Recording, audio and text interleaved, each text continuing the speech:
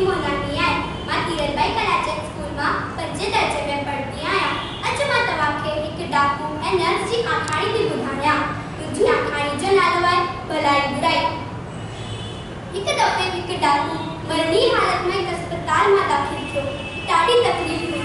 अस्पताल जे जंहिं वार्ड में दाखिल थियो हुते हिक दयावान नर्स कम करती हुई।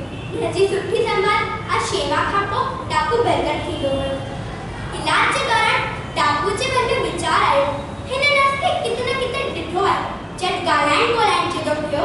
डाकू नर्स खां पुछियो, मां तोखे किथे न किथे ॾिठो आहे। नर्स हुनजे सवाल जा जवाब ॾियण मंदिरा माठ में मुश्की उतां हली वई। वर पुछण खां पोइ नर्स कोई जवाब न ॾिनई। डाकू जी ॾाढी चाह हुई हिन नर्स जी पूरी सुञाण मिले।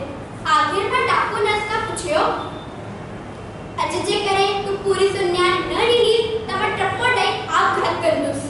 नर्स ढिजी वई, लाचार थी दुख भरी आवाज में चई, भाउ मां हिकु विधवा भेण आहियां, तो ही मूंखे विधवा करियो आहे।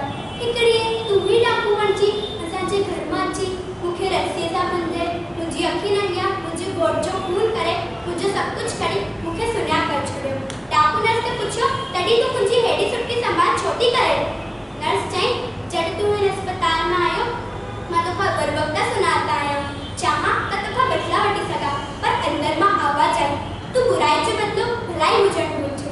हिन करे तुंहिंजी सुठी सेवा करे, सुठी संभाल करे तोखे जल्द ठीक करण जी कोशिश कयां।